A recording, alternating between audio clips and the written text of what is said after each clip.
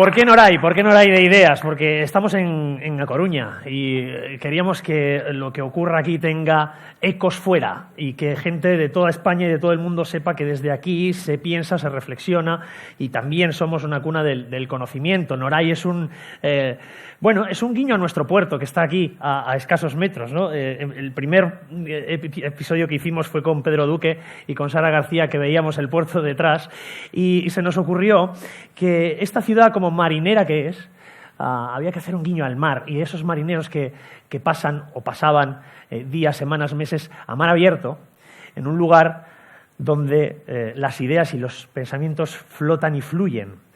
Y al final, cuando llegan a puerto, después de todas esas semanas, meses, su primer contacto con tierra es ese poste, ese gran poste de hierro. De hecho lo reconoceréis porque hay algunos todavía que quedan así, que están en nuestro puerto, es en Noray. Así que este podcast, videopodcast, este ciclo de conferencias, ese poste donde amarramos a tierra las ideas que flotan en el océano.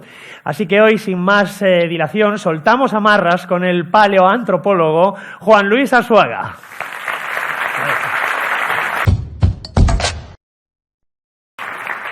¿Qué tal, Juan Luis? ¿Qué tal? Ponte cómodo. Oye, pues tiene mucho mérito que hayas pronunciado perfectamente paleoantropólogo. Lo he tenido que mirar varias veces. Muchos líos con paleoantropólogo. Eso. Ahora solamente te falta que pronuncies correctamente neandertal. ¿Ah, sí? Vamos a intentarlo. A ver. Neandertal. Perfecto. La mayor parte de la gente dice neandertal. Sí, no sé ¿Te parece que lo hagamos todos a la vez, ya que estamos, o no? Bueno, sí, pero nean. A la de 3, neandertal. 1, 2, 3. Neandertal. ¿Pero yo qué has hecho? O sea, eso no estaba preparado, pero se había perfecto. Estaba bien. ¿Qué tal en La Coruña? ¿Qué día más bonito hemos tenido? Un día precioso. Sí, de hecho, habéis hecho una travesía en barco esta mañana. Sí, hemos hecho la Universidad de A Coruña, es una universidad naval, vamos a decirlo así, por lo menos marinera, preferiblemente, y tiene un barco, tiene un buque escuela, lo cual me parece una idea brillantísima y que está muy bien, que las universidades empiecen a incorporar este tipo de elementos, ¿no? Que para salir un poco de la rigidez de las aulas y todo eso. Entonces tienen un barco, para los amantes de la navegación diré que es un queche, algunos sabrán lo que quiero decir, es decir, es un barco con 2 palos, es un queche Marconi, es decir, que sus velas no son cangrejas sino triangulares, pero es muy bonito el tema de la navegación y me parece una fantástica idea que las universidades tengan barcos, como en este caso. Fíjate, mientras nos cuentas esto, estamos flotando en un mar de fondo. Pero es que esa tiene que ser la seña de identidad. O sea, no puede ser igual, me parece a mí, ni en imagen, ni en filosofía, ni en sentimiento o sensibilidad. Una universidad de tierra adentro, no sé, Salamanca, por muy ilustre que sea, que una universidad que vive junto al mar, ¿no? Y que eso lo tiene que reflejar en su personalidad. Entonces, pues está muy bien que una universidad tenga barco. Por cierto, Juan Luis, tengo yo curiosidad, ¿y cómo ibas vestido? Exactamente igual que voy ahora. ¿Ah, sí? Debería haberme puesto algún... Yo esperaba que la universidad... La conferencia va de esto, va de cómo vamos vestidos. Bueno, pues ¿De qué va esta conferencia? Porque aquí tú la has querido llamar el mono vestido o el mono desnudo. Exactamente, sobre la naturaleza humana en realidad, ¿no? Porque es muy interesante, pero la ropa que usamos, la ropa y el calzado y más cosas que usamos, los objetos que llaman complementos ahora, curiosamente, objetos podríamos decir decorativos, pero también funcionales, como el reloj. Son objetos, igual que la ropa, que hay una palabra que lo expresa muy bien, incorporamos. Es decir, que lo hacemos parte de nuestro cuerpo. Cuando me pongo un reloj, lo incorporo.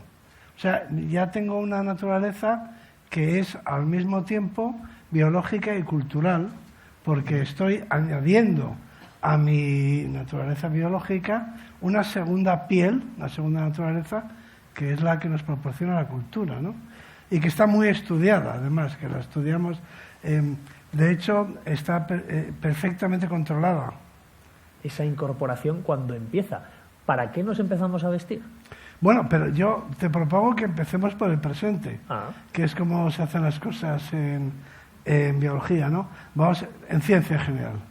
Se empieza por el presente, que podemos conocer y escribir, y luego intentamos explicarlo, y lo explicamos a través de la evolución o de la historia, ¿no? A mí me gusta decir una frase que es la de que si el ser humano es la pregunta, la evolución es la respuesta. Es decir, ¿por qué somos como somos? La respuesta hay que encontrarla en el pasado, en la historia, ¿no?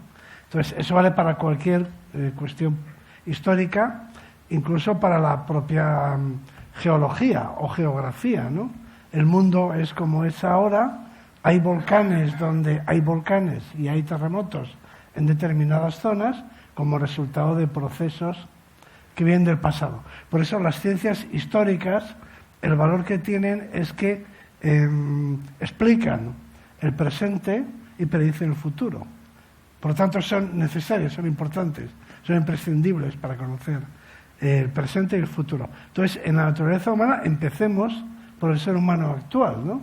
Porque todos, vestirse, cortarse el pelo, afeitarse, es un acto deliberado. Es algo que hacemos a propósito.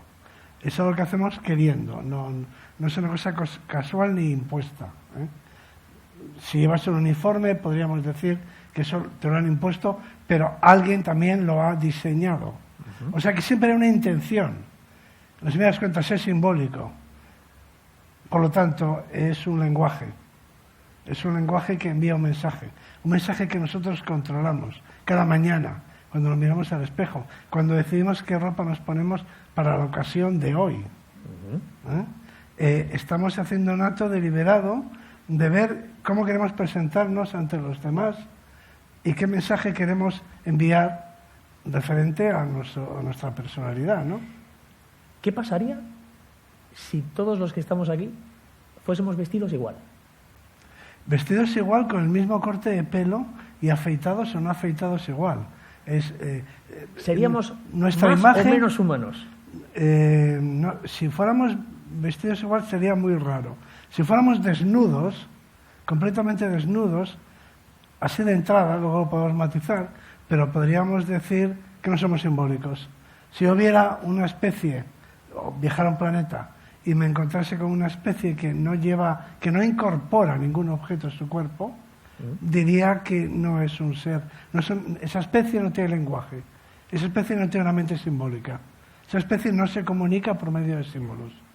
La ropa es simbólica. Y ya podemos hacer un repaso general, ¿no?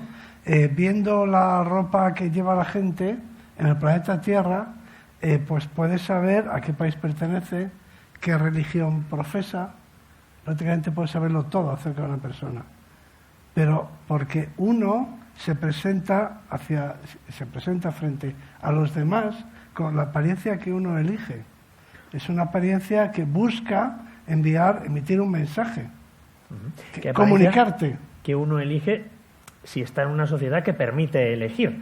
Viniendo para esta Todas conferencia... las sociedades son coactivas, ¿eh? Todas las sociedades ejercen coacción sobre el individuo. Pero fíjate, en Corea del Norte hay permitidos 15 tipos de corte de pelo para los chicos y 18 para las chicas. El resto está prohibido. O la China maoísta, durante la Revolución Cultural, que obligaba a todo el mundo a vestir igual. Bueno, eso no dejaba de ser simbólico, porque ese vestido, aunque uniforme, aunque igual, para todo el mundo, alguien lo había diseñado. Es decir, alguien quería enviar un mensaje con ese uniforme. Lo que pasa es que quería que fuera el mismo mensaje, pero eso mismo también es simbólico. O sea que incluso cuando se decide que todo el mundo vaya igual y que lleve determinada prenda o determinado tipo de traje, hay que preguntarse qué traje. O sea, imagínate que nosotros somos en una sociedad planificada, imaginemos, se decide que todo el mundo va a vestir igual. Eso sucede en los colegios que llevan uniforme. Se decide que van a ir vestidos igual. La siguiente pregunta es, qué uniforme llevarán. Por ejemplo, podríamos decidir que lleven, a la manera británica, un uniforme en el que en el bolsillo de la chaqueta esté el escudo de ese colegio. Podríamos decidir que fuera un uniforme que identificara a los alumnos de ese colegio. Es decir, podríamos diseñar un uniforme identitario que confiriese identidad a los miembros de ese colegio para crear una comunidad simbólica, planificada, pero simbólica. Ese sería un ejemplo perfecto de uso del vestido como para crear una identidad, es decir, un uso simbólico. Fíjate, tuvimos una polémica en el programa porque un colegio, una cadena de colegios religiosos decidieron uniformaban a sus alumnos y eliminar las faldas para las niñas, todos con pantalones. Y un grupo de padres se sintió herido y hizo oposición a esa directriz del colegio porque las niñas pudiesen elegir tener falda o pantalón. Parece baladí, pero tiene algo que ver con lo que estamos diciendo.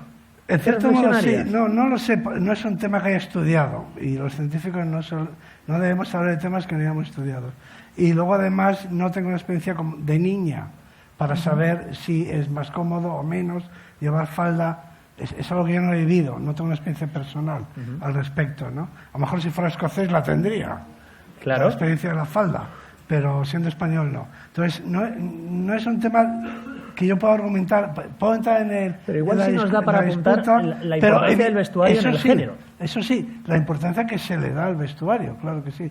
Pero hay otra cuestión que no se trató, y es la de, sí, de acuerdo, faldas o pantalones, da igual, pero ¿identitarios o no? Es decir, que permitan reconocer a qué colegio va el niño, eso me parece más importante todavía, ¿no? Es decir, que tú puedes decir, esta es de las, no sé, de las concepcionistas o de lo que sea, ¿no? Eso me parece que es más interesante aún, ¿no? Que se busque conferir una identidad a alguien que en principio no la tiene. O sea, tú entras en un colegio y no tienes identidad de colegio antes. Una vez que te uniforman, la adquieres.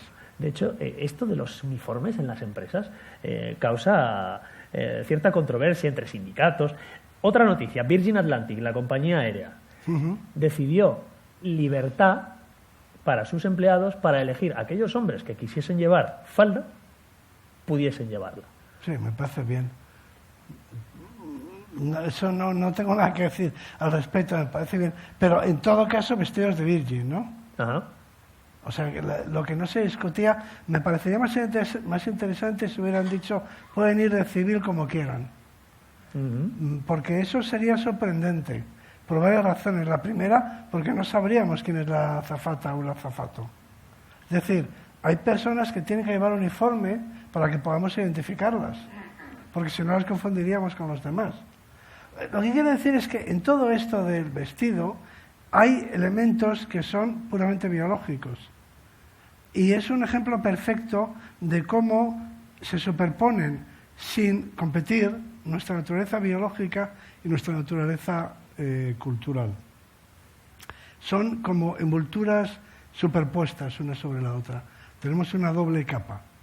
Tenemos una capa biológica que interacciona, porque necesita un soporte, con otra capa que es puramente cultural. Pero conviven, coexisten, no se anulan la una a la otra. Al contrario, se potencian, ¿no? Intentamos potenciar nuestra naturaleza biológica, por ejemplo, exagerar rasgos de género, supongamos, a través de lo que nos ponemos encima, ¿no? Pero espérate, que para que tú veas las preguntas que nos hacemos en biología, que de cuestiones puramente biológicas, una en la que nunca se suele caer en la cuenta, es que somos la única especie, el Homo sapiens, que tiene cabello y barba, es decir, que tiene pelo de crecimiento continuo y permanente. En otras palabras, los chimpancés no van a la peluquería. En nuestra especie, el pelo de la cabeza crece indefinidamente. Te puede llegar hasta los pies. Y el de la barba también. Así que necesitamos podemos cortárnoslo si queremos, por razones culturales, pero necesitamos hacerlo si no queremos arrastrar el cabello y la barba. Entonces somos la única especie en este planeta que tiene pelo de crecimiento continuo, especie salvaje me refiero, no seleccionada o modificada genéticamente. Entonces eso en sí mismo es increíble, ¿no? O sea, ¿por qué tenemos aquí un pelo que nos crece? El pelo del resto del cuerpo no crece indefinidamente, tiene una determinada longitud, pero el pelo de la cabeza y de la barba crece indefinidamente. La pregunta es, hay muchas preguntas al respecto. Primero, ¿cómo sucede de entrada? ¿Por qué este pelo crece? ¿Dónde está la diferencia? ¿Está en el folículo? ¿Tiene que ver con la epigenética, con algún gen? O sea, ¿cuál es el mecanismo biológico para que el pelo se ha trasplantado el pelo de la cabeza a la pierna, de la pierna a la cabeza, para ver si el trasplantado crece en la cabeza? Es decir, aquí hay un problema de biología de entrada, ¿no? Y luego, en segundo lugar, hay un problema evolutivo, que es por qué la evolución, la selección natural, nos ha hecho así. Nos ha hecho con pelo de crecimiento continuo, permanente, en determinadas partes del cuerpo, que son el cabello y la barba, ¿no? Entonces, fíjate cosa más interesante. Y eso nos plantea las posibilidades luego de la vida práctica. Todos nosotros tenemos que tomar, los hombres, la decisión de si nos afeitamos o no. O sea, todos los que estamos aquí hemos tomado esa decisión. En algún momento. ¿Me afeito o no me afeito? O sea, no hay nadie, hay gente que dice, no, pero yo no me preocupo por mi aspecto físico. Por lo general los que dicen eso son los que más se preocupan por su aspecto físico. O sea que eso sirve como una manera de identificar a los que se miran más al espejo. Son aquellos que dicen, no, sí, yo me pongo cualquier cosa. Esos son los peores. El que de verdad se pone cualquier cosa es el empleado de la caja de ahorros, el pobre, que se pone el traje, la chaqueta y se va a trabajar a la oficina, ¿no? ¿Y eso de dónde surge? ¿De uno mismo o del exterior? Antes mencionaste, alguien tiene que decidir. La sociedad coacciona. Bueno, todas las sociedades, claro, eso es el calor del establo. Todas las sociedades ejercen presión sobre los individuos. O sea, todas las sociedades favorecen la uniformidad. Las sociedades, cuanto más cerradas, la presión es más intensa. Pero todas las sociedades presionan sobre el individuo. El comportamiento infantil es muy, en ese sentido, como siempre, el comportamiento infantil es muy revelador. Porque claro, los niños son más espontáneos, más naturales, ¿no? Y los niños quieren ir vestidos como los demás, con las mismas zapatillas que los otros, ¿no? No se quieren diferenciar. Bueno, luego cuando van creciendo en la adolescencia pasa lo contrario, ¿no? Ahí hay una rebeldía. Quieren ser como los otros adolescentes. Puede haber una rebeldía con relación a la generación anterior, pero entre los adolescentes la rebeldía es cero. Los adolescentes van todos iguales, van de adolescentes. Es decir, que se rebelan contra la generación de sus padres, pero ellos mantienen hay mucha presión. Los niños sufren mucha presión y de hecho, claro, los padres se encuentran ante la espada y la pared, porque el niño dice, bueno, todos mis amigos tienen móvil, todos, ¿sabes? Entonces no quieren diferenciarse, no quieren distinguirse. ¿Qué papel hacen los ejemplos? Fíjate en el fenómeno de los influencers que estamos teniendo, y muy importantes en el mundo de la moda, cada vez más. Al final, tal influencer, tal chica, se pone tal prenda y todos van detrás queriendo imitar eso. ¿Esto es algo nuevo o siempre hemos imitado? Bueno, toda la vida. Los influencers, lo que tienen los influencers es que son gratis. Si hubiera que pagar €1 cada vez que visitas una página o no sé, o miras o sigues a un influencer, ya veríamos cuántos pagan, ¿no? Es decir, esto está dentro del mundo de lo gratuito. Es gratis, no cuesta nada. Eso es una cosa que sabemos muy bien los que publicamos libros, porque entre el lector y el libro se interponen €20. ¿Y tanto? Claro, y eso filtra. Eso establece un filtro, ¿no? Entonces, dentro del mundo de lo gratis, la gente dice, es increíble que tenga millones de seguidores tal personaje, digamos, de los medios de comunicación. Digo, bueno, ya, pero sale en una cadena gratuita, ¿no? Bueno, pero... generalista. ¿Tú pagarías 20 euros por ir a verlo a un teatro? Pues a lo mejor no. O sea, que el influencer se mueve en el mundo de la red gratuita. Y ya no me acuerdo cuál era la pregunta. Claro, actuamos o gestionamos ¿hasta o qué conformamos punto nos influyen? nuestra personalidad simbólica, que tú mismo has dicho, No, por siempre... imitación. Cristiano Ronaldo no es gratis, porque él cobra bien. Lo que se ponga él, al final, todos los chavales estarán. Esto ha ocurrido. Pero no le pagan a Cristiano Ronaldo, lo ven gratis en las fotos. O sea, no pagan, pagará el que vaya a verle. Y el que vaya a verle irá a verle por el fútbol, no por su aspecto físico. Es decir, no lo confundamos. Nadie va al estadio a ver cómo va peinado Cristiano Ronaldo. Esperemos, pero... Van a ver si sus seguidores o los del equipo, a ver si les ayuda a vencer. Pero sí, claro, siempre ha habido modelos. Y siempre los habrá, porque el ser humano, por supuesto, se guía por referencias. De hecho, esa es la razón por la que estoy aquí. Vamos a decirlo de otro modo. En la ciencia española necesitamos referentes. No digo que yo sea referente, a ver, si se me entiende bien. Quiero decir, los seres humanos, es muy difícil que digamos que un niño diga yo quiero ser geólogo. Así, en abstracto, ¿no? Podrá decir, yo quiero ser como ese geólogo. Quiero ser vulcanólogo, porque he visto una película en la que sale un vulcanólogo que es, bueno, que me gusta, o una vulcanóloga, me da lo mismo. Y entonces tú quieres ser como alguien. O sea, el ser humano se fija en modelos, en personas, como referencia. Entonces, yo creo sinceramente que en España tenemos una imagen de lo que es el científico que no se corresponde con la realidad y que en general es poco atractiva para el gran público. Entonces no pretendo que digan yo quiero ser como Arzuaga, pero lo que quiero decir es que en eso, como en cualquier otro terreno, necesitamos gente que resulte atractiva. Permíteme que cuente una anécdota que me ha contado tu mujer, que está aquí en la primera fila, me dice así, que ya que has dicho esto, recepción real... Y la reina Leticia le dice a sus hijas, saludad a este hombre, que es muy importante, que era el señor Arzuaga. Así que claro que eres importante, Juan Luis Arzuaga. Mira toda la gente que te va a aplaudir ahora mismo. Bueno, muy bien, muy bien.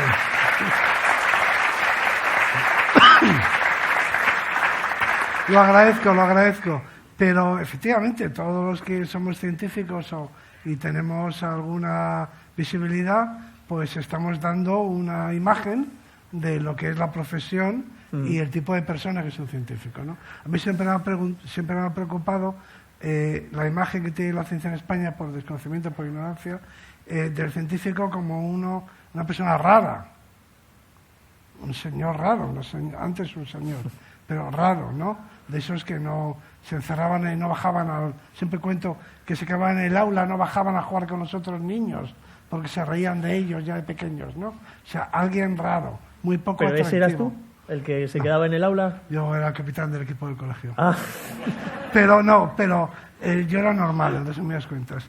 Pero es que yo lo que quiero transmitir es que un científico, además me duele especialmente esta imagen, porque un científico es exactamente lo contrario. O sea, un científico es un rebelde, para empezar, porque la ciencia consiste en cuestionar el saber transmitido. O sea, ponerlo en cuestión, ponerlo en duda, revisarlo, someterlo a crítica. O sea, por definición, o sea, no hay ningún científico que le den el premio Nobel por decir cuánto sabían mis maestros, qué bien me lo explicaban todo. Venga, el premio Nobel. No. O sea, el premio Nobel te lo dan porque dices algo que contradice lo que decían tus maestros. De manera que en eso consiste el avance científico. Descubrir algo que está en contradicción con lo que se creía hasta ese momento, ¿no? Entonces, por definición, por oficio, un científico es un rebelde, es un subversivo, diría yo, ¿no? Aunque esto quede grabado, me voy a atrever a decirlo, un científico es por definición un tocapelotas. Es alguien que dice, demuéstramelo, no me lo creo. Lo tengo que comprobar. Lo voy a mirar, ya veremos, ¿no? O sea, de entrada un científico es un revolucionario, que hay. Alguien que está en contra del orden establecido, literalmente, del orden científico y por lo tanto del orden social, porque el orden social muchas veces se apoya en supuestos hechos científicos.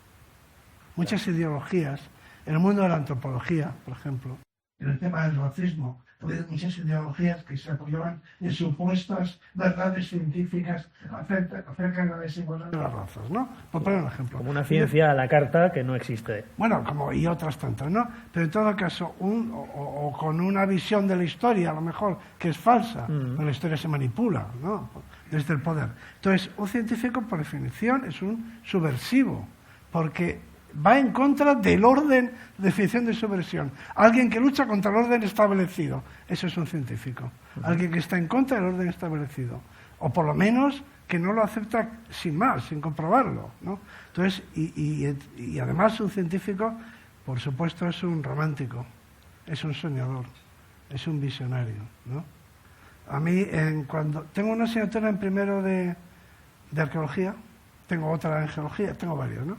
Pero la de primera arqueología, el primer día de clase les digo, bueno, os habrán dicho mis compañeros, los otros profesores, que esto de la arqueología no es como en las películas de Indiana Jones. Me dicen, sí, nos han explicado que esto es una disciplina científica, en fin, que es una cosa seria, de trabajo, de esfuerzo, mucha lectura, mucha investigación, que es una cosa seria, que no es una cosa romántica como las películas, no es una aventura, ¿no? En fin, sí, nos han explicado que esto no, que Indiana Jones es una imagen falsa de la arqueología y la ciencia. Y después de escucharlo les digo, pues yo vengo a deciros una cosa, la arqueología sí es como Indiana Jones, literalmente, es una aventura, sí, es una aventura romántica, sí, que nos guía, lo que nos guía es el afán de saber y el deseo de aventurarnos en lo desconocido y de explorar. O sea, sí, es un afán por explorar lo desconocido, por vivir la vida de una manera más intensa, ¿no? O sea que sí, la arqueología es como las películas de Indiana Jones. Qué maravilla, esto se merece un aplauso, por favor. Tenemos a Indiana Jones aquí. Me habría gustado. ¿Te habría gustado? Yo te veo con el sombrero. Hablando de la ropa Indiana Jones, y la chupa. Pues fíjate, Indiana Jones, la estética de Indiana Jones no es de arqueólogo, es de paleontólogo. Indiana Jones su estética está basada en un paleontólogo americano muy famoso que buscaba dinosaurios, precisamente. Buscaba dinosaurios en el siglo XIX. Los dinosaurios en Estados Unidos están en las grandes llanuras del centro de Estados Unidos, en el territorio indio. La mayor parte de los dinosaurios, que se encuentran en América, que se encuentran muchos, pues vienen de los territorios indios. De manera que este paleontólogo que iba con esas pintas, pues era un paleontólogo que sí que iba allí con el sentido de caballería, pero a buscar fósiles, ¿no? Y luego hay otro paleontólogo que hizo eso mismo ya en el siglo XX, pero en Mongolia, en sitios por el estilo. Pero o sea, la chupa de cuero, el gorro, todo eso es el modelo de varios paleontólogos. Decía que te preguntaba esta mañana cómo ibas vestido en el barco, ¿cómo vas vestido a los yacimientos?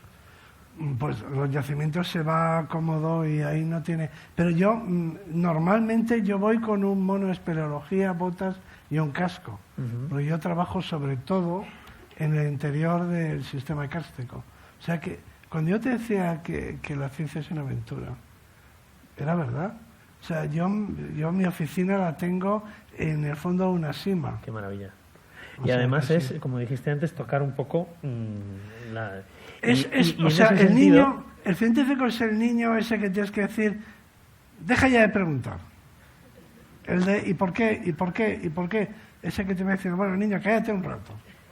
¿No? Pues el científico es el, bueno, ¿y por qué? ¿Y por qué? ¿Y cómo lo sabes? ¿Y por qué? No sé qué. Ese es el científico, ¿no?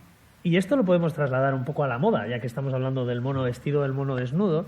Y ahí también hay transgresión en la historia de la moda. Por ejemplo, Coco Chanel, que de repente dice, yo voy a vestir a las mujeres de negro, cuando las mujeres que se vestían de negro eran las sirvientas o eran las limpiadoras. Y decía, no, yo voy a llevar el negro y le voy a dar otro significado, otra convención. Y la cosa cambia, y la historia cambia. ¿Hasta qué punto en la moda somos presos de las convenciones sociales y si esas convenciones pueden ir cambiando. Bueno, claro, la moda refleja la estructura social. Vamos a ver, hay gente que lleva aquí unos pelucos de oro y tal, impresionantes, ¿no? O sea, gente que es ostentosa, que exhibe, etcétera, ¿no? Que exhibe objetos muy caros, mucha gente que usa complementos que de alguna manera indican pues que tiene una posición social, supongamos, ¿no? Ese es un ejemplo. Y hay gente que viste de acuerdo con su tribu, porque hay tribus. Ahí tenemos uniformes que son identitarios, o de acuerdo con su ideología, porque también hay cortes de pelo y trajes que son puramente ideológicos, ¿no? Que expresan, bueno, que intentan comunicar algo, un mensaje, que envían un mensaje, ¿no? O sea, en el mundo de la moda están todos esos códigos, pero no solamente de la moda, hay mucho más que la moda, hay mucho más que la ropa. Ahora estamos viendo un fenómeno interesantísimo, que es el mundo del tatuaje. El tatuaje antes no existía. Es una cosa absolutamente moderna. Eso es la moda, pero en la piel, ya, directamente en la piel. O sea, no en forma de ropa, no de quita y pon, sino directamente grabada en la piel. Entonces el fenómeno del tatuaje es asombroso, ¿no? Que lo estemos viviendo. El tatuaje ha existido en todas las sociedades, con determinados códigos y valores y simbolismos, y ahora se ha generalizado en las sociedades occidentales, ¿no?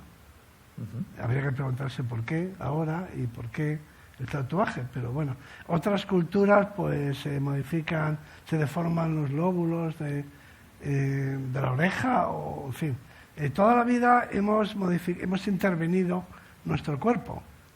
Eso que se utiliza, esa expresión que se utiliza en arte, ¿no? Que es el de voy a hacer intervención, voy a intervenir lo que sea, un objeto, lo voy a modificar. Pues nosotros los seres humanos, todos, intervenimos un objeto que es nuestro cuerpo. ¿Qué reflexionarías o cómo explicarías, si es posible, las modas cíclicas? ¿Pueden volver otra vez los pantalones de campana? No. Por encima de mi cadáver. Eso fue un castigo que nos impusieron. Siempre me pregunto qué hicimos para merecer un borrón aquello. En la historia, ¿no? No comprendo qué clase de... lo veo más en las mujeres.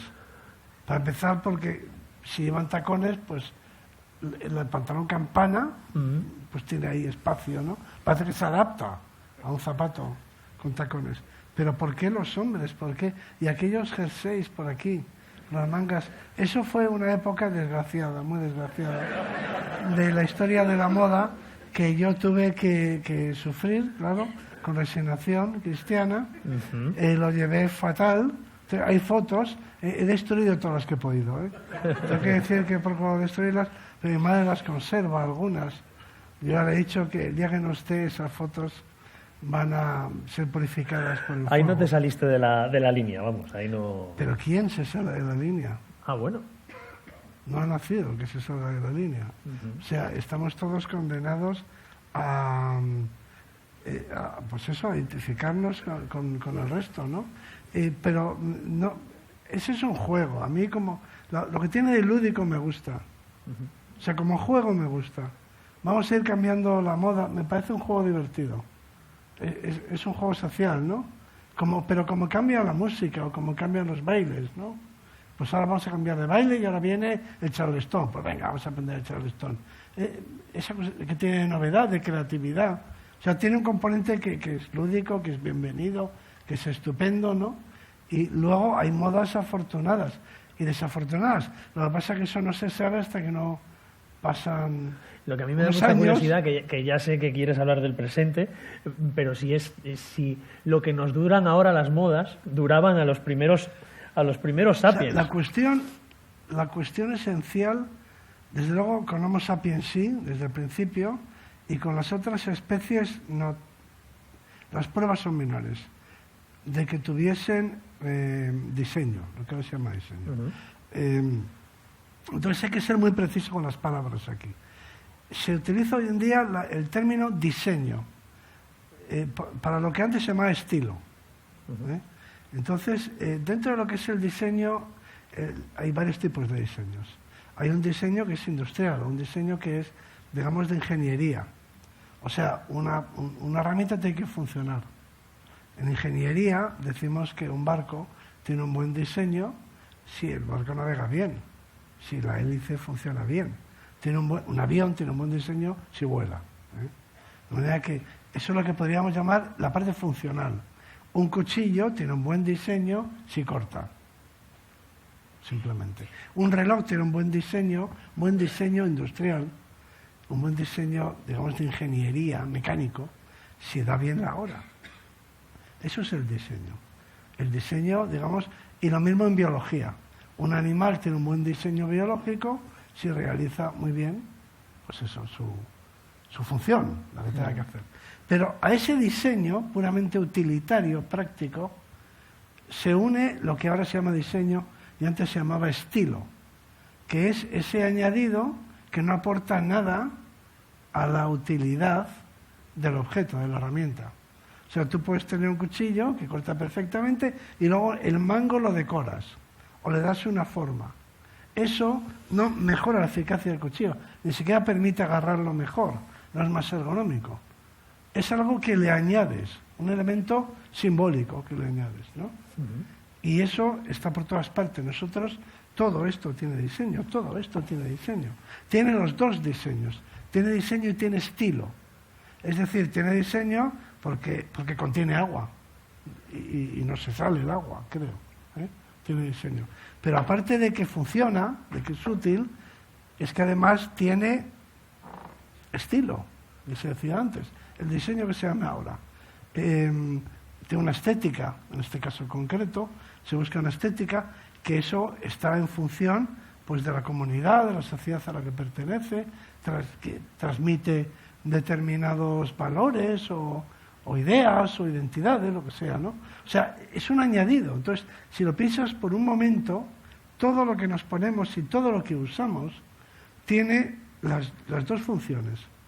La mecánica, propiamente ingeniería, y la simbólica, que es un añadido innecesario. ¿Para qué? Un asiento con que te puedas sentar es suficiente, ¿no? Pero no nos conformamos con eso. Tiene que además tener estilo, algo que llamamos estilo. Eso es lo que pasa con la ropa. La ropa tiene una función práctica, utilitaria, que es la de protegernos del frío, de lo que sea, de la lluvia, aislarnos del ambiente, por supuesto, pero es que además está cargada de simbolismo. Es una pizarra en la que escribimos, ¿no? Un mensaje. Con ella enviamos un mensaje, ¿no? Entonces, eso es lo que, digamos, define al ser humano. Y en la prehistoria, eso aparece claramente, lo que llamamos estilo, aparece claramente con Homo sapiens. En las otras especies es más complicado afirmarlo. Quizá en los neandertales hay algunos elementos que sean ornamentales, lo que antes se llamaban objetos ornamentales, que no son decorativos. ¿Como cuáles? Pues no sé, colgantes y cosas así. Los Homo sapiens ya tenían colgantes desde el principio, adornos. Los Homo sapiens, mira, los Homo sapiens del Paleolítico, que es la edad de oro de la especie humana para mí, la edad de oro, eran príncipes. O sea, la palabra, eran príncipes. Iban vestidos como príncipes. Iban decorados de arriba a abajo. De arriba, desde aquí hasta aquí. Es decir, todo lo que llevaban estaba lleno de colgantes, de adornos. O sea, iban vestidos como tal y como se sentían. Como se sentían ellos. Hay una relación psicológica muy interesante entre el estado de ánimo y la apariencia. Cuando te encuentras decaído o deprimido, te importa menos la ropa, te descuidas. De hecho es un síntoma de depresión, ¿no? Te descuidas, te abandonas, decimos, ¿no? Mientras que cuando tienes un buen tono vital, te adornas, te sientes un príncipe, te ves guapo, con el guapo subido. Bueno, puedes reforzar tu liderazgo también. Puede haber elementos ornamentales hay que jerárquicos. Digan, aquí el jefe soy yo. No, vamos, es que eso, lo más importante es la jerarquía. Eso ha quedado claro en todas las sociedades, desde el primer momento. Claro que hay elementos jerárquicos en todas partes. En el caso de los militares es evidente porque lo explicitan, ¿no? Pero en todas las sociedades siempre ha habido elementos que han permitido, no sé, en la jerarquía eclesiástica. Pues un obispo no ha vestido igual, en los actos ceremoniales. Nosotros los que pertenecemos a la universidad tenemos una jerarquía ancestral, porque la universidad tiene una estructura jerárquica desde el principio. Y es una comunidad. La universidad es una comunidad. Por lo tanto, como toda comunidad, está organizada. Y está organizada jerárquicamente. Y eso se refleja en los trajes académicos, por supuesto. O sea, uno sabe quién es el rector, porque ha vestido distinto, así de simple, del resto de los demás. O sea, la jerarquía se hace explícita, pero para que no quepa ninguna duda de quién es el jefe. Eso tiene, pero no solo por imposición, sino porque es necesario saber quién es el que toma las decisiones, ¿no? Pero no solamente, para que veas hasta qué punto, pero no solamente en el vestido.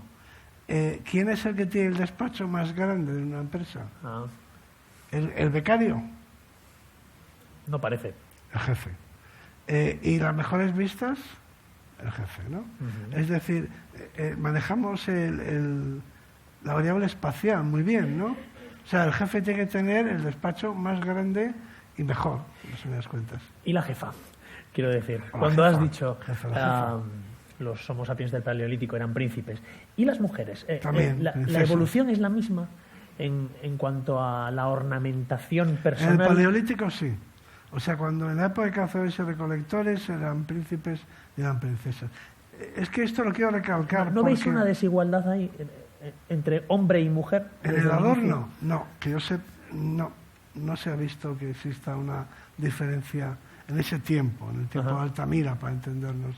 Las diferencias sí vienen después, en la evolución. Luego aparecen las sociedades sedentarias, en el Neolítico, entonces cambia el sistema social, ¿no? Y aparecen otros elementos. Pero yendo, digamos, a lo más ancestral, al Paleolítico, no hay diferencias en el sentido de que se adorne más los hombres que las mujeres, o al revés. Hay diferencias, siempre hay diferencias por edades, por estados civiles, para entendernos. Es decir, no se viste igual una niña que su abuela, pero tampoco ahora. Es decir, que cada edad de la vida tiene sus objetos simbólicos propios, ¿no? Sería ridículo ver a un niño con con una cosa de mayor, de persona mayor, ¿no? Los niños son niños. Y luego hay algunos elementos que son muy interesantes porque ya directamente ni siquiera tienen función utilitaria. O sea, tú puedes decir, bueno, un gorro sirve para que no te dé el sol y para llevar unas insignias de jefe, por ejemplo, ¿no? Ahí tiene la doble función. Pero hay un objeto que no tiene ninguna función práctica y a mí me fascina, que es la alianza de casado. La alianza de casado no sirve para nada. O sea, tú dices, bueno, el gorro me lo pongo porque no me da el sol a la cabeza. Está aquí tu mujer, ¿eh? Por eso. Es decir, en primera línea, mirándote. Y ahí voy. Yo me quité el anillo porque en el tipo de trabajo que yo hago es muy peligroso engancharse del anillo. Y he conocido gente que ha perdido un dedo. Y a mí no creo que lo vaya a perder yo, aunque voy por escalas y cosas que pueden... Pero me da horror la idea. Me atormenta la idea de quedarme enganchado el dedo. Pero bueno. Pero porque priorizas la función práctica de la simbólica. Es evidente que todo el mundo sabe que estoy casado con Lourdes. O sea pero el hecho de llevar una alianza, la alianza no aporta nada. O sea, el reloj puede ser un super peluco carísimo, por ejemplo, ¿no? O yo qué sé, o llevar la bandera española, lo que tú quieras. Entonces tener una doble función. Pero la alianza no le veo ninguna, nada más que la simbólica. Y la simbólica es muy interesante, porque primero es, como todo símbolo, pertenece a una comunidad lingüística. O sea, la alianza no le dice nada a un esquimal. Bueno, un esquimal moderno sí, pero quiero decir que es una cosa que se lleva en Occidente, en los países cristianos, solo. No lo llevan las demás culturas. Y entonces es muy sorprendente porque ¿Por qué llevamos el anillo de casado? Para recordar, para saber que estamos casados. Ya sabemos que estamos casados. Bueno, igual es para decirle al resto que estáis casados. Interesante. Pues ese estaría enviado un mensaje, ¿no? Sería un objeto no funcional que se pone uno porque quiere uno enviar un mensaje al resto de la comunidad, que es el de no estoy en el mercado, no estoy disponible, estoy casado, no lo sé. No sé qué quiere decir, pero el caso es que es un objeto bonito porque es 100% simbólico. Tú puedes ponerte unas gafas de sol Ray-Ban, por introducir aquí un elemento, que tiene un componente de moda, para empezar porque te protege del sol, de entrada, pero más cosas, ¿no? Pero imagínate llevar unas gafas de sol sin cristal, ¿no? Es lo que es el anillo, ¿no? O sea, no tiene ninguna función conocida, práctica, utilitaria. Es puro simbolismo. Me parece muy curioso este ejemplo. Desde luego lo es. En este sentido, el erotismo y la capacidad reproductiva, ¿en qué medida influye en el vestuario, en la moda, en lo que nos hemos puesto desde que el hombre es hombre? Pues en todo, claro, porque es una parte de nuestra que se enseña. Y entonces el erotismo es ese juego de lo que se oculta y lo que se enseña. Y ahí es donde está el erotismo, ¿no?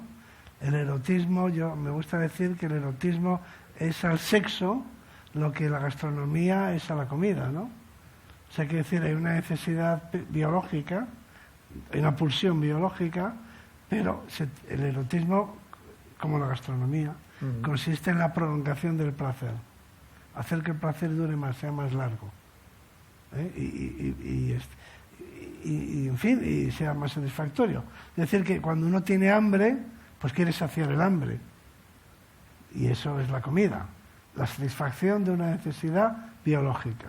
Pero la gastronomía lo que hace es prolongar el placer, haciendo un menú de degustación, haciendo que aquello, ese placer, el placer de saciar una necesidad biológica, en lugar de durar 1 minuto, dure 2 horas, comiendo estas exquisiteces como hacían los romanos, que iban estirando la comida para que durase y durase y durase. Entonces, eso es el erotismo de la comida, vamos a decirlo así. Entonces, ¿en qué consiste el erotismo? ¿Qué diferencia hay entre el sexo del erotismo? Los animales tienen sexo y nosotros tenemos erotismo. Es decir, que hacemos de la sexualidad un arte. Y eso es ese juego, la insinuación del tal, de lo que se muestra, lo que no.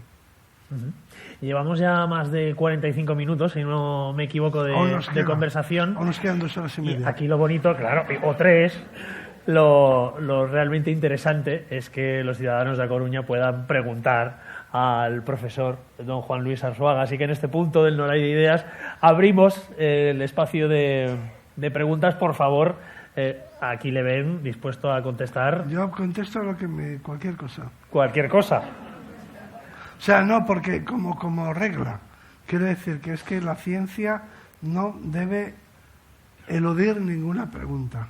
Esto que digo es más fuerte de lo que parece, porque siempre se ha discutido si la ciencia debería o no debería ponerse límites, ¿no? O sea, si tú estudias el átomo, acabas descubriendo la bomba atómica. Y tanto. Es decir, ¿deberíamos poner un límite a la ciencia? A nuestra curiosidad, a nuestro deseo de saber. Si tú estudias los genes o la genética, pues puedes acabar modificando a un ser vivo. Entonces, la pregunta es, ¿debería tener límites la ciencia? ¿Y tú qué crees? Yo creo que no. Pero luego hay que atenerse a las consecuencias. Es decir, es una respuesta de adulto, ¿no? La respuesta de adulto es, bueno, yo no quiero que nadie me diga lo que tengo que hacer, pero luego yo respondo de mis actos. O sea, sí creo que se debe investigar y conocer y que eso no se puede coaccionar, bueno, más allá de las reglas éticas de no hacer, de no producir dolor y, en fin, obviamente, ¿no? Hay unos límites éticos, la experimentación, pero no me refiero a eso. Me refiero a que el conocimiento en sí mismo, cualquier conocimiento es poder. Entonces, yo creo que la ciencia no debería limitarse. Eso es un gran debate, porque la limitación viene por la vía de la financiación. O sea, los científicos investigamos en función de los recursos económicos. Es decir, que la pregunta más bien sería que la sociedad, ¿qué tipo de investigaciones quiere financiar y favorecer? Y lo mismo pasa con las preguntas. En resumidas cuentas, hay determinadas preguntas que algunos piensan que sería mejor no hacerse, mejor no entrar en este campo, en este terreno, ¿no? Yo soy de los que piensan que sí, que se puede contestar. ¿Nos dirías una? Bueno, pues hay muchas que tienen preguntas que tienen que ver con la naturaleza humana, en sus diversas manifestaciones. Ya irán saliendo, no te preocupes. Muy bien. Entonces yo creo que se deben contestar, aunque sea para decir no sé. Pues vamos a pasar a la primera pregunta. ¿Quién comienza? Vamos con ello. Una objeción y una pregunta, por favor. Muy bien. Un segundo, que le pasen el micrófono y así se escucha Como mejor. se está grabando, por eso se pasa el micrófono. No, que a mí me gustaría estar totalmente de acuerdo con usted cuando dice... Está bien, Está abierto, sí. Sí, Ahora ya acérquese no. Cuando dice que todos tenemos necesidad de cortarnos el pelo. A mí ya me gustaría tener la necesidad de cortarme el pelo por atrás. No, pero no tengo necesidad de cortarme. Sí. ¿Usted no va nunca a la peluquería? Sí, ya, pero por una parte no. Bueno, no tengo necesidad. Pero va. Pero ahora esa era la objeción. La pregunta es, en todas las etapas del humano se había calvos generalmente, Buena o pregunta. era gente con mucha melena. Buena pregunta. Sí, no lo sé, no tengo respuesta, pero me parece interesante. Es decir, los animales en general, cuando ya son muy mayores, los chimpancés y peces cercanos, van perdiendo pelo. O sea, va perdiendo pelo en general y el pelo va haciéndose más ralo. Es un signo de, digamos, de senilidad, ¿no? El pelo tiene menos fuerza, menos brillo, en fin. Y se va perdiendo cabello, eso pasa en general. Ahora, en nuestra especie sucede muy pronto en los varones. Entonces yo creo que tiene algún tipo de función social. Es decir, de alguna manera a lo mejor expresa, esto es biológico, quiero decir que esto no es cultural, es biológico, tal vez exprese autoridad o sea, en todo caso identifica una edad de la vida, permite identificar pues el rol de un individuo en una sociedad, ¿no? Es decir, cuando nos hacemos calvos de mayores, vamos perdiendo pelo, de alguna forma estamos expresando que hemos alcanzado determinado estatus. Es un signo de estatus para los hombres, ¿no? Los señores calvos pues son, por lo general, catedráticos. Sí. Quiero decir que son jefes, ¿no? Por ahí debe de ir. De lo que estoy seguro es de que es biológico y que responde a algo. Tiene alguna razón de ser. No me parece que sea casual o accidental. Siempre como regla general. Pero sí. Todo el mundo pierde pelo con los años. Todo el mundo. Y el que nuestra especie sea tan general, me parece, en todas las poblaciones humanas, no solamente en lo occidental, pues yo creo que sí, que tiene que ver con cómo vemos al menos una etapa de la vida, ¿no? Un individuo, un error que se ha cometido tradicionalmente en biología es identificar a una especie con el individuo en edad reproductiva.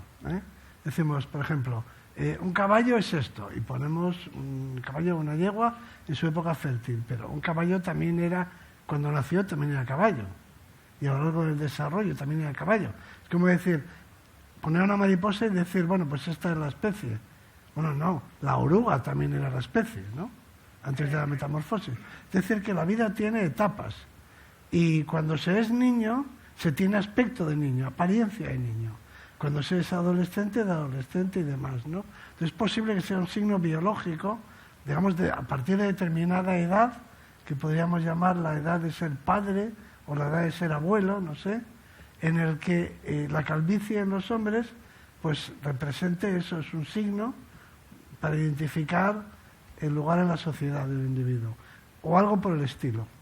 Pero vamos, estoy seguro de que responde algo. Después de esta pregunta patrocinada por la Clínica Anticaída de Cristiano Ronaldo, seguimos con más preguntas. A él le funciona, ¿no? A él le Pero funciona. es joven. A él le funciona. ¿Quién más por ahí? Hola. Hola, ¿qué tal? Buenas tardes. Aquí. Ah, ahí. Bueno, muchas gracias por su presencia. A mí me llamó mucho la atención de ir varias veces al Museo de la Evolución y por mi condición de profesor en la universidad, llevar alumnos y más. Qué bien. Y lo interesante que es, y además de seguirles, cómo cuentan a raíz el célebre Miguelón u otros toda una historia, una novela en el buen sentido, no una novela ficticia, sino se dan cuenta de todo lo que ocurría alrededor de ese individuo en un momento determinado. El acto de recordar que hizo usted en este momento, de decir que somos la única especie, no tenía conciencia, sí la renovación de pelo, ¿no?, en todos los animales, ¿no?, pero que solamente la especialidad del ser humano en un momento determinado, que esa es la pregunta que le quiero hacer, ¿en qué momento se asocia el salto del antropoide, que se supone se parece más a los monos, para entendernos, o a los simios, ¿en qué momento lo tienen constatado? Es decir, de la misma manera que son capaces de, viendo el cráneo de Miguelón, de darse cuenta que tenía tantos años y sin embargo no murió del golpe, sino que pasado muchos años porque transmitía cosas. Bueno, pues son capaces de datar en qué momento estos saltos de la evolución que siempre se producen. El señor Darwin. Yo no creo que se produzcan saltos. No. Yo no creo que haya saltos. O sea, no hay nada. Es un proceso mucho más gradual que todo esto. O sea, yo no creo que haya un momento en el que de pronto se produzca una mutación o algo por el estilo y nos convirtamos en humanos. Yo creo que es un proceso gradual. Sí. Es decir, a lo largo del tiempo. No lo veo tan blanco o negro, ¿no? Es que esa singularidad es tan importante porque es el primer vestido del hombre, ¿no? El hecho de que... Pero es nuestra especialidad. Yo suelo decir que en la época de Altamira no éramos gran cosa como especie. Éramos una especie más. O sea, quiero decir, pintábamos en las paredes, pues muy bien, pero es porque esa era nuestra especialidad. Hablábamos y nos comunicábamos y nos contábamos historias, pero muy bien. Los murciélagos vuelan y se orientan en la noche por medio de un sonar, porque es su especialidad. Es decir, nosotros pensamos que somos superiores porque nuestra especialidad consideramos que es mejor que la de los otros. Pero un oso de la época de Altamira no pensaría que la especie humana es la especie dominante. Vería como una especie más. Yeah. Como un león o como un ciervo. Una especie más. Lo que realmente cambia nuestro lugar en el planeta es la agricultura y la ganadería, que es un fenómeno cultural.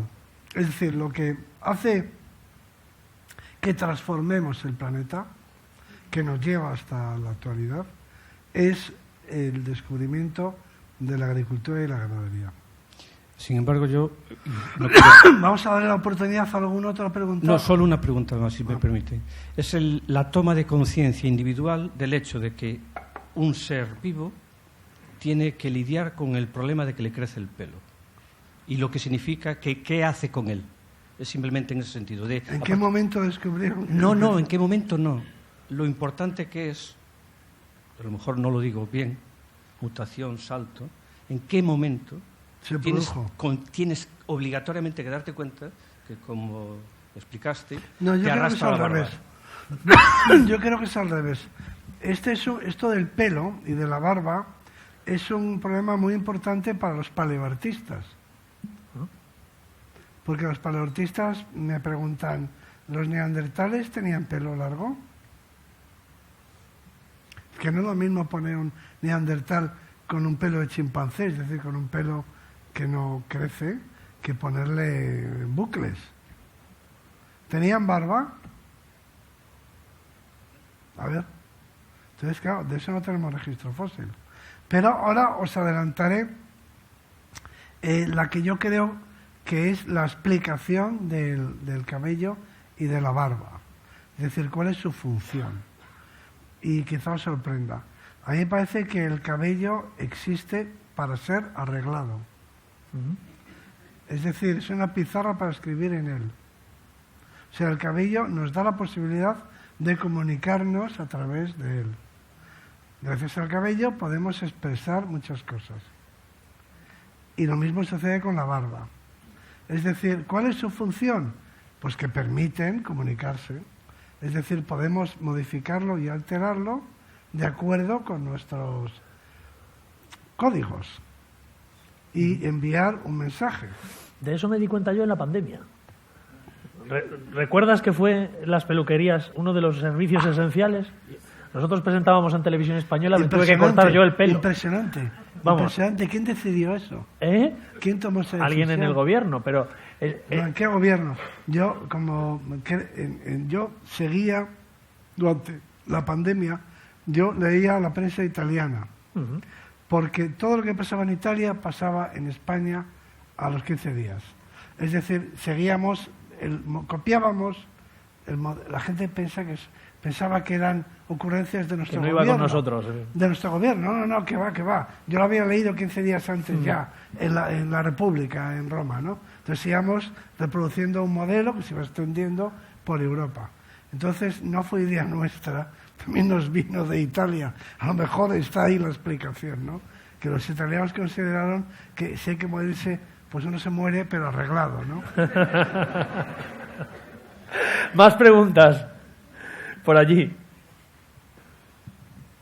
Sí, bueno, muchas gracias por toda la sabiduría que salimos de aquí más listos de lo que hemos entrado, algunos, ¿no?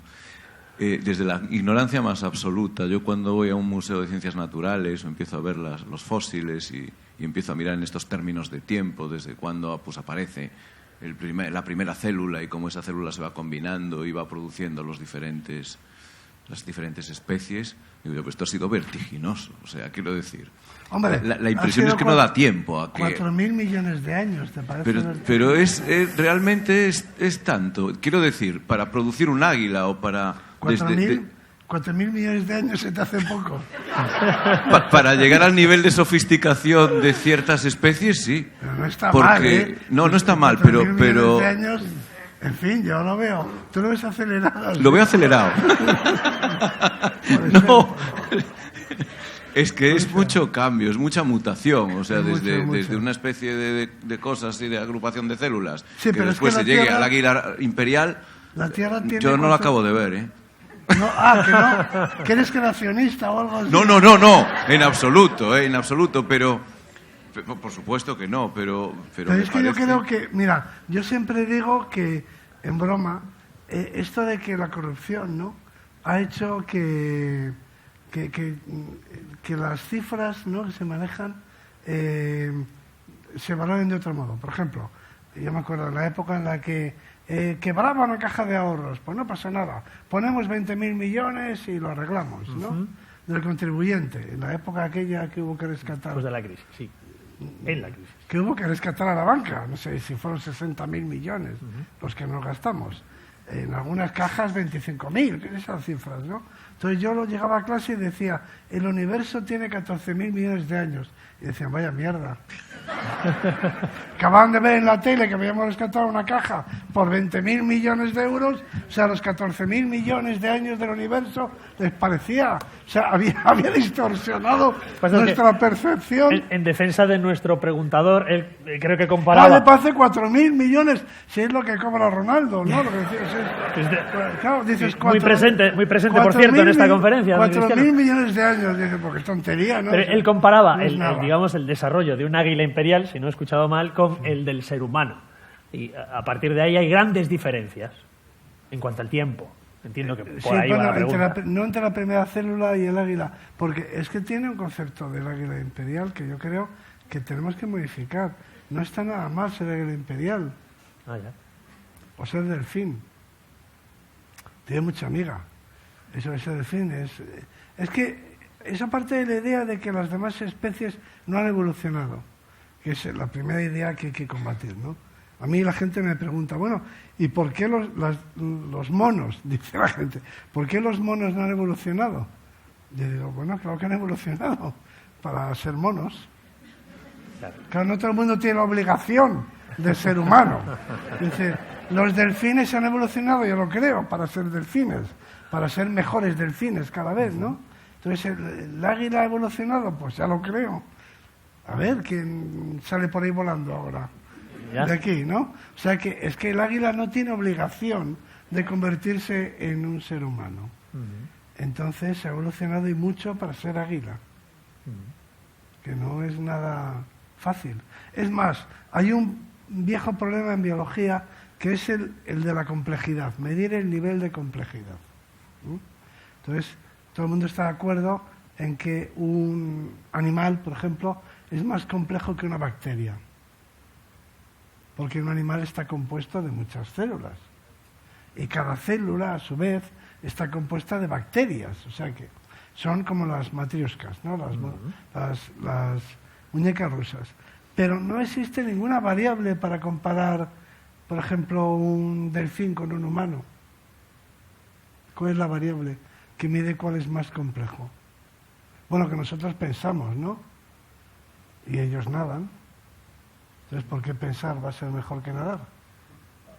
Entonces, no hay ninguna razón objetiva para decir que somos un organismo más complejo. No ya superior.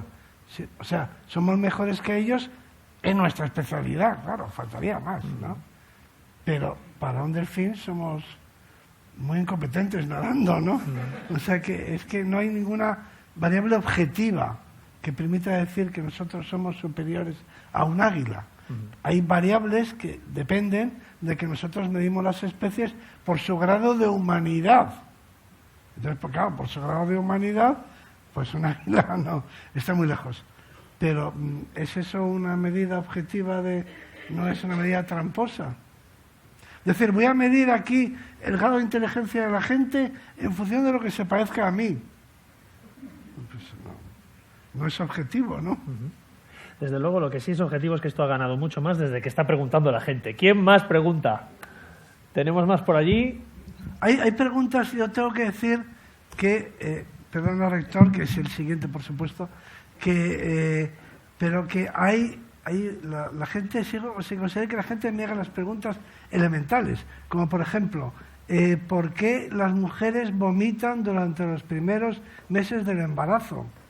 Es una buena pregunta. Adelante. No sabemos la respuesta. No. Hay varias respuestas. Que dice que todavía no está claro. Pero es muy buena pregunta, ¿no? ¿Por qué? ¿Por qué? O sea, ¿cuál es la razón? Aquí, como siempre, hay dos contestaciones.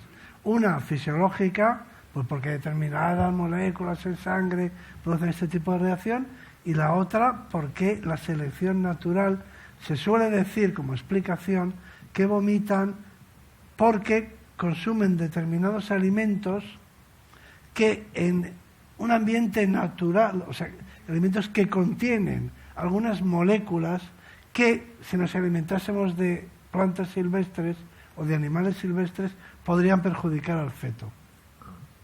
Es decir, eso es lo que produce el malestar. Como nuestra comida no es la natural, entonces consumimos alimentos procesados que tienen productos que tal vez el cuerpo identifique que son perjudiciales para el feto y entonces lo rechace por medio de la náusea. Entonces, si yo explico esto, tu siguiente pregunta tendría que ser: ¿y se ha mirado entre los Yanomami, por ejemplo, unos indios del Amazonas, por poner un ejemplo, o los Hassa del lago Yassi, es decir, o los esquimales, no da igual? Ellos vomitan también. Esa es la pregunta. ¿Se ha mirado si la explicación es que en el elemento procesado hay elementos químicos que la madre, el organismo, identifica como perjudiciales para el feto, porque son artificiales y que no existen en la naturaleza, o no se consumen en la naturaleza, o se consumen en plantas tóxicas o perjudiciales? Entonces la siguiente pregunta sería, bueno, tú tienes una teoría, esto es un buen ejemplo de método científico, que se me acaba de ocurrir, gracias por la oportunidad. Pero lo que te decía, hay un problema. Yo planteo una teoría. De esa teoría se desprende una predicción. Así es como funciona el método científico. La teoría como tal no se puede comprobar, pero de ahí se desprende una predicción, que es, si esta teoría es cierta, los pueblos indígenas que no consumen productos, alimentos procesados, no deberían tener náuseas durante los primeros meses del embarazo. Y si las tienen, es que la teoría es falsa, quedaría refutada. Entonces ahora habría que ir a ver esos pueblos. ¿Iniciamos esa investigación? Sí, porque no se ha hecho. Bueno, igual a la Universidad de Coruña le interesa. Pues podría ser interesante. Bueno, pero es un buen ejemplo de cómo se piensa. Ya que ha salido aquí, justo en este auditorio. Tenemos una pregunta pendiente.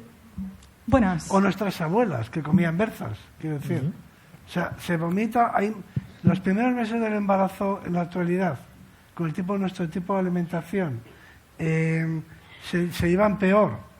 O se producen más intolerancia o más náuseas que en la generación de nuestras abuelas, que comían la dieta mediterránea, por ejemplo, o la dieta atlántica.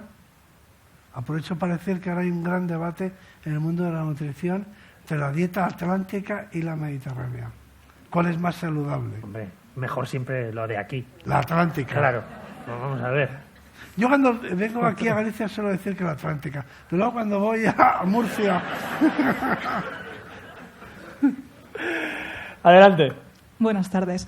Yo, como comentaba antes, el director del Consello Social de la Universidad de Coruña, parte del objetivo de este proyecto no es el acercar el mundo de las empresas a la universidad y a la investigación científica. Quería preguntar si al final el objetivo de la ciencia, como decía Arzuaga, es que no debe eludir ninguna pregunta, si el incluir esta idea mercantil dentro de la universidad puede ser un incentivo para que se mejoren la calidad de estas respuestas que la ciencia puede ofrecer, o puede ser un peligro para la labor de la ciencia. Que colaboren las empresas con la universidad. Sí, que la empresa esté más dentro de la universidad.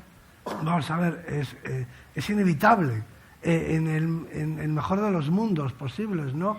Quiero decir que si ojalá tuviéramos aquí a la Bayer o una compañía farmacéutica o no sé, o a la Leica, o sea que estoy seguro de que si tuviésemos aquí una gran compañía de cámaras fotográficas, el departamento de óptica de la universidad tendría montones de contratos. Claro, porque la empresa en cuestión solicitaría a la universidad, que la universidad tiene personas formadas y tiene infraestructuras científicas.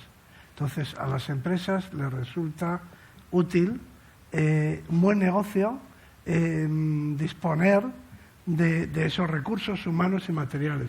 Es decir, una empresa no tiene sentido que forme gente y que invierta en equipos y en instalaciones cuando eso ya existe en otro lado. Entonces es fácil llegar a una fórmula de cooperación. Entonces hay, por supuesto, programas de investigación más éticos que otros. Gracias. Y por lo tanto habrá que evaluar. Lo que yo he aprendido en la vida es que no hay... que los problemas no se solucionan simplificándolos. Haciéndolos binarios, sí, no. Sino que vivimos en un mundo complejo y lo que hay que hacer es gestionar esa complejidad. Habría que ver qué pretenden esas empresas, que investiguemos, con qué objetivos, con qué fines. Sí, habría que hacer un análisis ético de ese convenio o de esa propuesta, por supuesto, claro. O sea, habría que investigar responsablemente, vamos. Señora Arzuaga, ¿no le gustaría trabajar e investigar aquí en A Coruña? Sí. Pues prepárese porque que le va a... este tiempo tan bueno que tenéis. Es así todos los días del año, se lo aseguro. Creo que hay un día que llueve para regar. Solo uno, pero es el que todo sale en la tele. El resto le va a preguntar el señor rector, don Ricardo Cao. Gracias, Juan Luis, por tus reflexiones en esta conversación.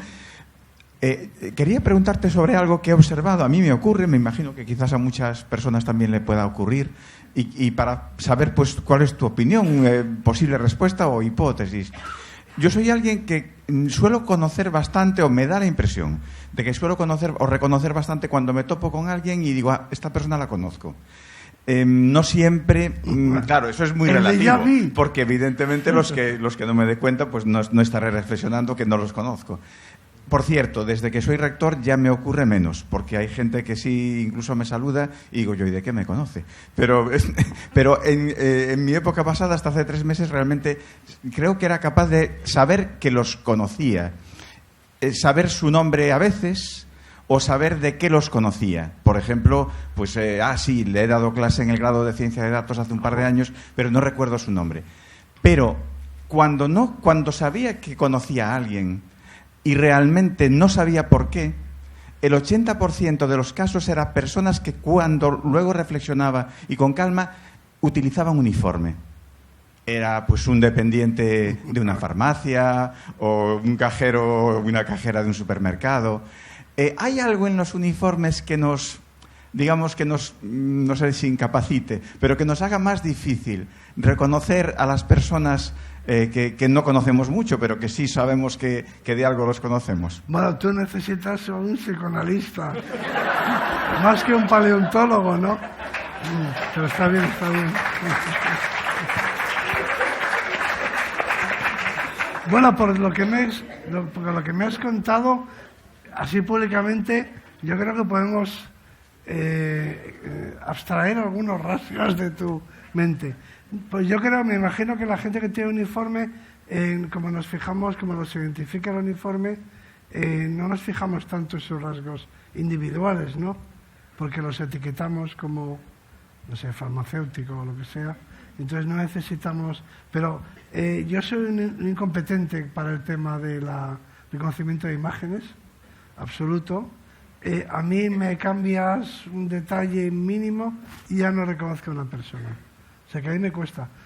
No sé si eso se ejercita o qué, pero a este propósito hay una cosa que me parece súper interesante, que es el número de Dunbar, que es una cosa muy extendida. Bueno, es una idea bastante aceptada y muy discutida, ¿no?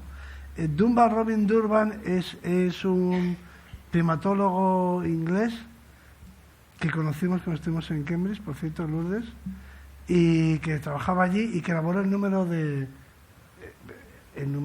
social, lo que la gente llama el número de Dunbar. Él observó que había una relación directa entre el tamaño del grupo y el tamaño del cerebro de una especie. Es decir, que las especies que tenían grupos con pocos individuos tenían cerebros pequeños. Y entre los primates, por ejemplo, claramente, cuanto más social era la especie, mayor era el tamaño de su cerebro. Es decir, el tamaño del número de individuos con los que interaccionaba. Entonces, la pregunta inmediata es, ¿cuál es el tamaño del grupo humano? Si utilizamos, eso se calculaba utilizando retas de regresión, ¿eh? Entonces, si cogemos la reta de regresión y ponemos el cerebro humano, o no es el cerebro en bruto, sino el cerebro corregido para la talla, en fin, con unos ajustes, pero para entendernos. Cogías los papiones y te salía clavado, cogías los delfines, clavado, cogías los elefantes, clavado. Entonces ahora cogías los seres humanos y salían, creo recordar, en torno a 250 personas o algo así.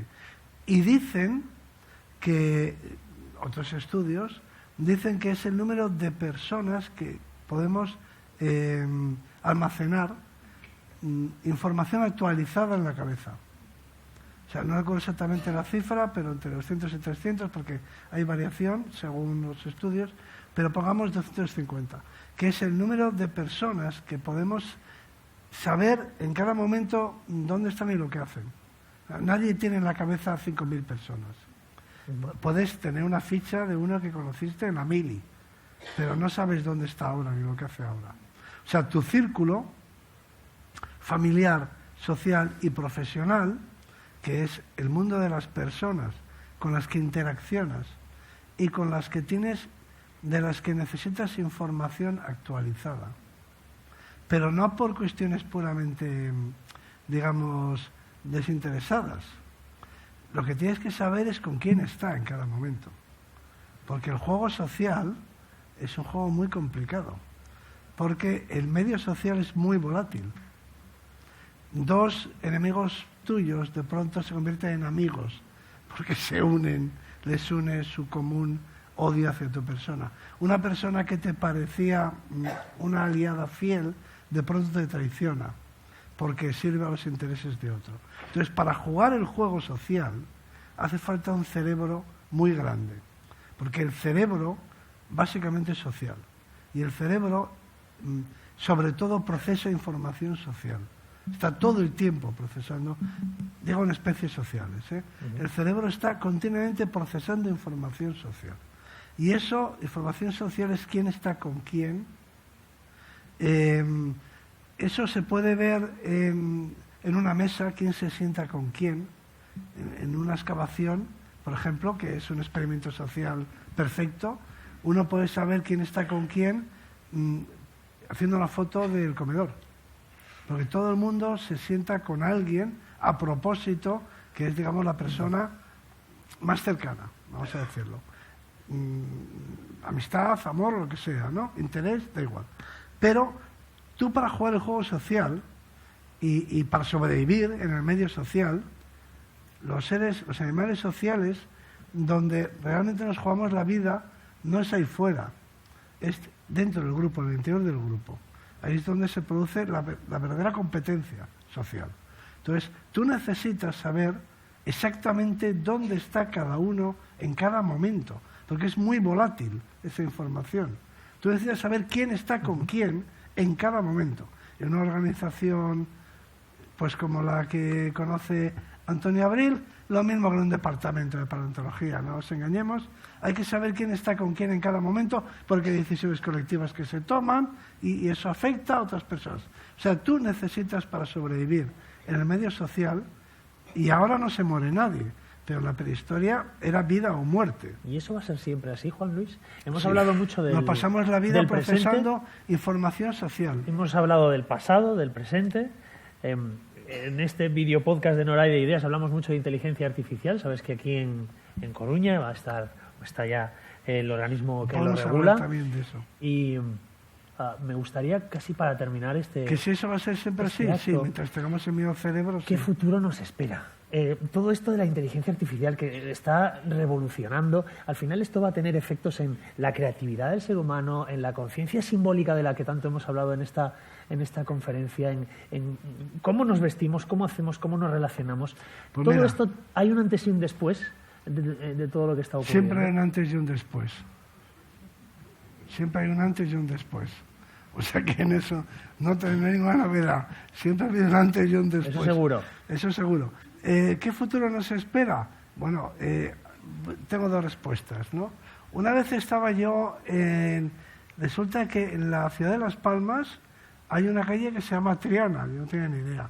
La calle Triana, si hay un canario en la sala, lo sabrá. Iba yo paseando en la calle comercial, iba yo paseando por la calle y entonces vi una espiral que había hecho un escultor amigo mío, que es Martín Chirino, que ya murió. Y entonces había una espiral y me pareció que era muy bonita, porque se veía al fondo, estaba puesta a propósito, ¿no?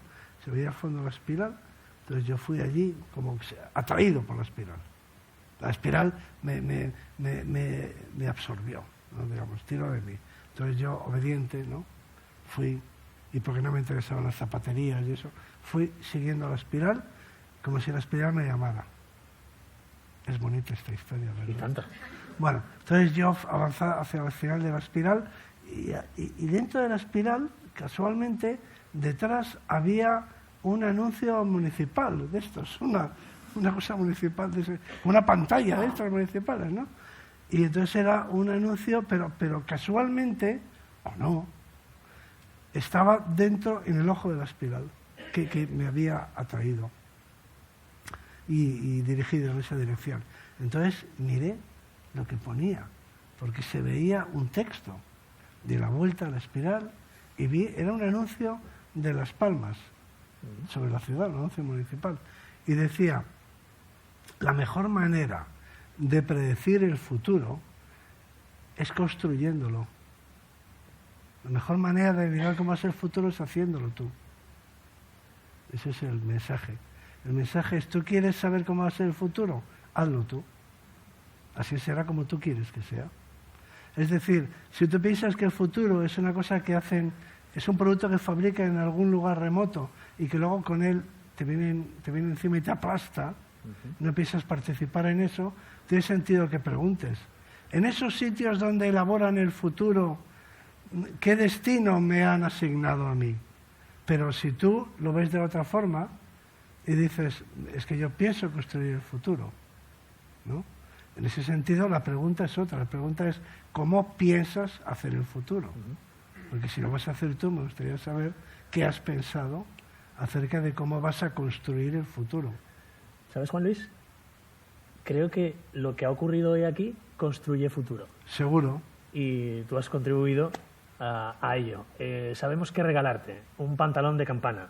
Para la próxima semana te llegará, pero en nombre de todos los que estamos aquí, muchas gracias por esta conferencia. No la hay de ideas, el mono vestido, el mono de nudo. Juan Luis Arzuaga.